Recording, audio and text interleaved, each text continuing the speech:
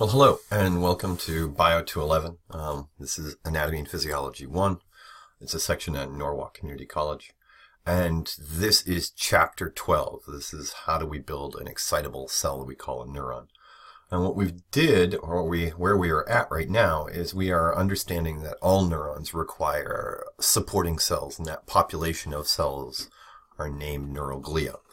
And in the previous presentation, I went through some of the basic functions of here creating a blood-brain barrier between the nervous system and the circulatory system and the cells that make that up, right?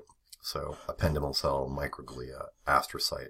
This is a protoplasmic astrocyte. And then there's the ones over here where you actually have, where are you, fibrous astrocytes here, okay? So these are the cells. What does it actually look like in the peripheral nervous system, though? Because over here, remember I said that oligodendrocytes will surround the axons of neurons, whereas the Schwann cells will work inside the peripheral nervous system. And that's what you actually see here, where you have a Schwann cell surrounding specific parts of an axon of a neuron.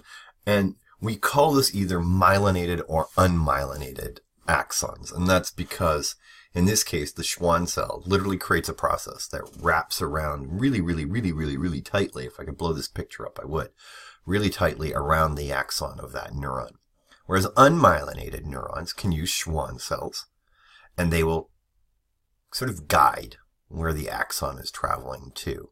Okay? But not truly become close enough to sort of speed up the movement of the ions at the membrane. Okay, and that might be a little too much information at this point in time, but ultimately what you end up thinking about is in the peripheral nervous system, you have axons of neurons that are either myelinated, okay, a myelin sheath is myelination, okay, or unmyelinated.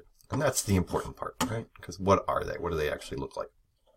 So let's take a little bit closer look here. This is what I mean when I say the Schwann cell wraps around the axon, okay? And literally you can see it swirling and swirling till it actually comes to create this node of Ranvier on one side, complete covering of the axon here, okay? And the consequence is that when you compare this to that, this is the unmyelinated neuron right there, you can actually see that there's space in between here. Enough of that. So now we've moved from the central nervous system to the peripheral nervous system. How does Mother Nature actually organize all of this? And this cartoon is useful in as much as you're looking at the fact that everything is communicating in blue to the central nervous system and motor comes out in red. And it doesn't matter if we're talking about the somatic nervous system or if we're talking about the autonomic nervous system. Where things get hinky is over here at this thing that's called the enteric nervous system, where notice what the autonomic nervous system is doing is it's regulating what's happening here inside the gastrointestinal tract. Okay? But the sensory inputs can send information to the enteric motor portion or the central nervous system. Okay? It's just one of those things where if you understand how it works, like you will have to go to the bathroom at some point in time, right? You know, that's exactly what's going on here. You have enough material inside your small intestine, your large intestine, that you feel you need to go to the bathroom, and that's what we're talking about. So what are the subdivisions? Well, our somatic or voluntary nervous system, okay, is in contrast to the autonomic, which would be involuntary. And these are the motor neurons of the skeletal muscle tissue. The sensory, special senses and or cutaneous signals coming from your skin are all part of that somatic portion. Whereas we don't think about where the signals are coming from because they're coming from the visceral organs. Okay? Kind of like it's a redundancy there. Organs are viscera. Okay? To the central nervous system. And they require two sets of divisions of neurons to regulate the effect. That's the sympathetic division and the parasympathetic division. Okay, sympathetic, generally speaking, is thought of as excitatory. Parasympathetic, generally speaking, is inhibitory. And you'll see we just lied to you later. Okay, now, The enteric nervous system, as I just said, is involuntary, and it controls the GI tract. And if you understand that, you're doing better than most. Most people don't even know there's an enteric nervous system. Okay. What I want to do is I want to now start wrapping our minds around what electrical signaling actually is, because there's going to be two types of electrical signals. There will be graded potentials, okay, that are local changes in the membrane charge. Notice I'm teaching this first, and then action potentials. They travel long distances, and they're usually traveling those long distances on the axons and axon terminals. Okay. And what's going to happen, of course, is we need to be able to generate that charge. So that's what we're going to spend our time doing. But before we get there, let's take a look at the cartoon inside your textbook. You're going to see that now I'm going to start filling in some information that is important for you to understand. Like this first blue neuron here. Notice it's at the end of your finger. It's traveling into the spinal cord through that dorsal root ganglia. So that's teaching you that all sensory input travels to the posterior of the spinal column, where it will then ascend on white matter or white tracks, right? So these are myelinated axons of neurons. This neuron here, we're going to call, whoops, I should change that. Okay, let's do that. I'm going to go like this, so it makes sense. This goes like this. This is a first order neuron. Okay. It is a somatic sensory neuron, and it ascends through the white columns or tracks on the posterior aspect. Back here in purple, you're going to see that this is our second order neuron that is traveling to a specific part in the brain, and that specific part of the brain is the thalamus, where it will synapse and then activate our third order neuron, which is also an interneuron, and that is right here. So what the hell is an interneuron? An interneuron is an unmyelinated neuron. That's all there is to it. Okay, so our second and third order neurons are interneurons. Our first order neuron here is an afferent myelinated neuron. You'll see why that's important in a minute. Now, for you to actually move the pen across the paper or tell the pen to do exactly what you want to do, like chapter 12 is exciting. Imagine you're writing that on a sheet of paper. You're going to have some motor output that exits. Watch, I'm going to change the color here. Red. Change the colors. Some motor output as an upper motor neuron. That's UMN. That will then travel around the thalamus, down, activate now inside the gray matter of the spinal cord. And it will synapse here with a, look, I put it for you right there, lower motor neuron, LMN. Okay? So, you want this wiring diagram inside your mind when you're thinking about why Mother Nature is building neurons the way they're building them. Because what you're going to see here is, generally speaking, motor output travels downward. Let's go back to blue. Sensory input traveled upward. And that means in purple, all of the integration happened somewhere on the cortex of the brain, anywhere inside of here to determine how to spell the word excitable. Okay? Something like that. Okay? Makes sense? I hope. Cool. So now we're going to start building neurons. And to do that, we want to think about what are ion channels. And you're like, I don't want to think about ion channels. But you have to, because that's what makes tissues excitable. Okay. On your average, run-of-the-mill, very unexciting, multipolar neuron, right? I draw it like this, wang, like that, dink, and like that, and like that. And we're going to put a little bit of thickness there for you. There you go. Cool. Yeah, I'm putting a nucleus there, although you wouldn't see it unless we actually open up the cell, right? And we're going to go like that. Yay, end bulb, end bulb, end bulb. You're going to notice what I'm going to do here. I'm going to tell you, using colors, yet again, where we find specific types of channels. Leakage channels, which are non-gated, are always open, which means materials move in randomly. So let's use green, because that's what I used in class. Okay, so green, from here to here. You can have leakage channels, and they come in two values, or two types, potassium and sodium. And you have many more potassium leakage channels than you do sodium leakage channels. Okay? Now, we have another type of channel I'll put in, I don't know, orange. Ligand-gated channels, and these are going to be found here, which means on the soma and the dendrites of this multipolar neuron, we will have ligand-gated channels, and that means that some ligand will bind a receptor on the cell surface, and then when this is bound, it's going to let an ion in. What that ion does is the next part of this conversation. But for right now, notice what I'm doing. Okay? Voltage-gated channels. You're going to see I'm going to change the color here again. Running out of colors. Let's go with a little light blue over here. Voltage-gated channels. It's like a blue-gray. And you're going to notice I'm coming down here, and I'm going just a little bit beyond that axon hillock, and I'm traveling all the way down here. And those are surrounding the whole thing, right? So in blue, you're going to see voltage-gated channels are going to be summed at the axon hillock, and if and only if they've been told to open, we find them on the axon terminal, and synaptic end bulbs. And then for whatever reason, I would have put these things way up here.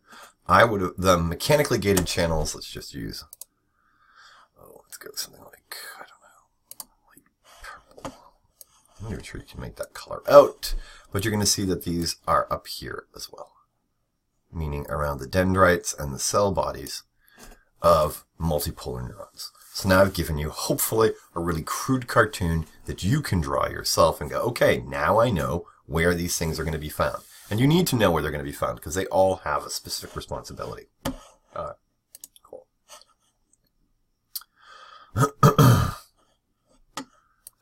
What we're going to do is we're going to use these channels. I've already told you where you're going to find them inside the actual neuron itself, such that you understand the concept of what is a resting membrane potential. So let's just go over here.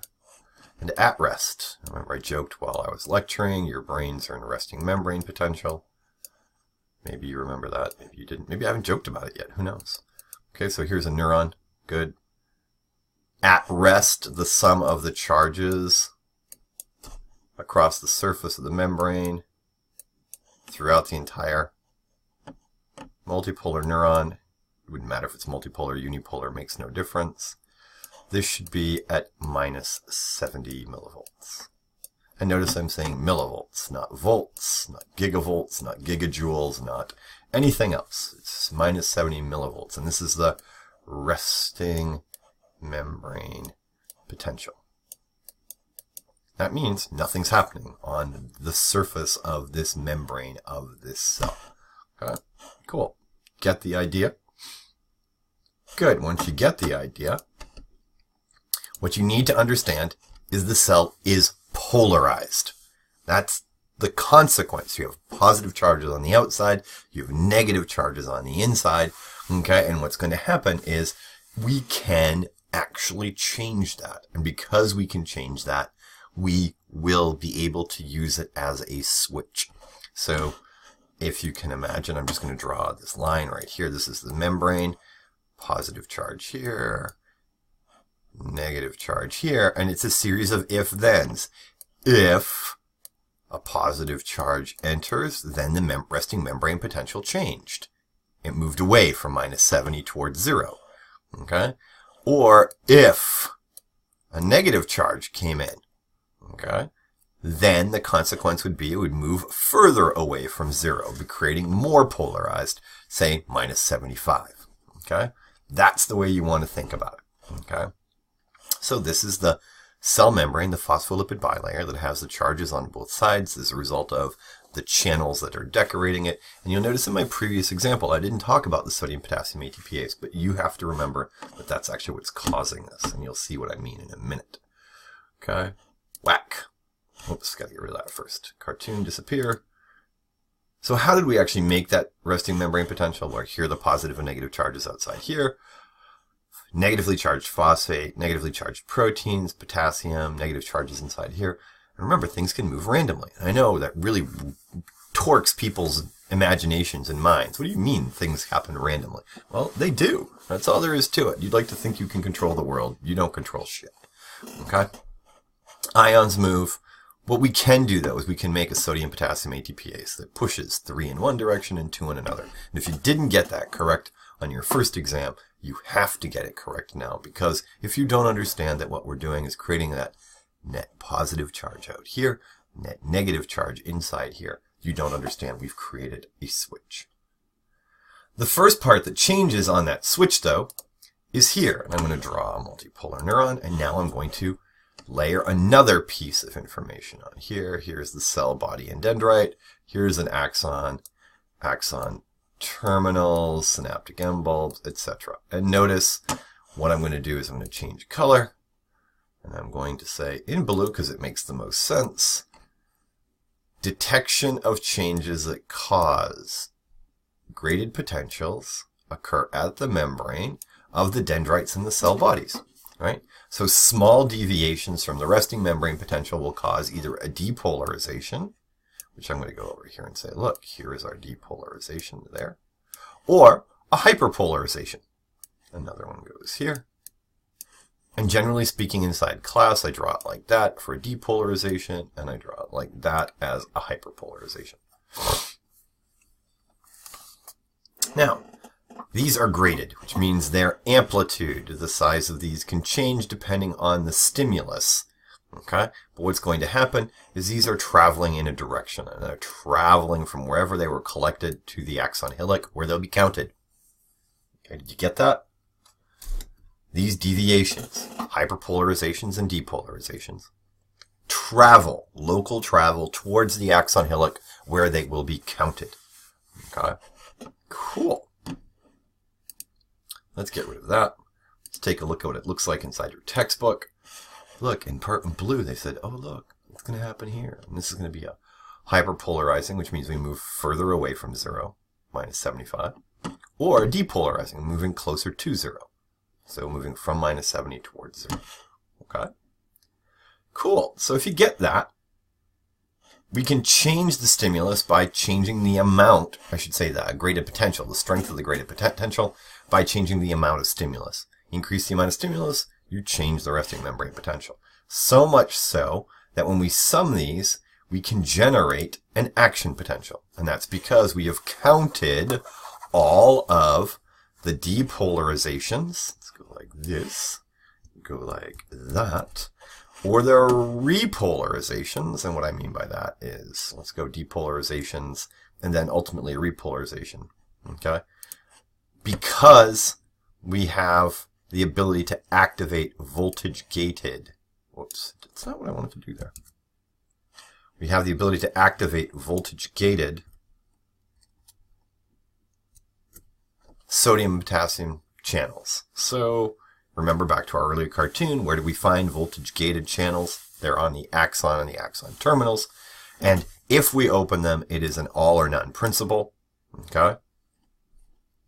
You don't just sort of like stick your toe in the water and pull your toe out. That toe goes in the water. You're committed to now opening all of the voltage gated channels. Okay? And a stronger stimulus will not cause a larger impulse. This is all or nothing, means that if you get to that specific value, which you will need to know, it's going to happen, and it doesn't matter how much stimulus you have there. So what's actually happening here? So this is a useful cartoon where if blue was over here a moment ago, let's go like this. Our graded potentials were all collected here. Remember I told you they were all added up at the axon hillock, which is right here. And in this instance, what we're teaching you is if and only if we reach a specific value, that specific value is minus 55 millivolts, then we commit to opening up voltage-gated sodium channels to depolarize the membrane. Notice it moves towards 0 to plus 30. And then at the same time, that charge opens up voltage-gated potassium channels, which then allow ions to move. Okay. And what's going to happen is we're then going to enter into this refractory period where we return back to normal for those sets of channels. And then we get back to our resting membrane potential. And this happens rather quickly. I mean, when this thing opens up, only, I don't know, 20, 25,000 ions move in. But it's 25,000 ions for that one channel, and you've got millions and millions and millions and millions of channels across this entire structure. Okay? That's the way to think about it. So it's a series of dominoes that are allowing a force to now travel across the surface. This cartoon is really important for you to understand. Notice it's broken up. Resting membrane potential, some series of stimuli cause a depolarization. We get to a specific value. Now we repolarize the membrane. And now we will actually have to hyperpolarize this to get it back to normal. And that's a really good place to stop for this set. Okay?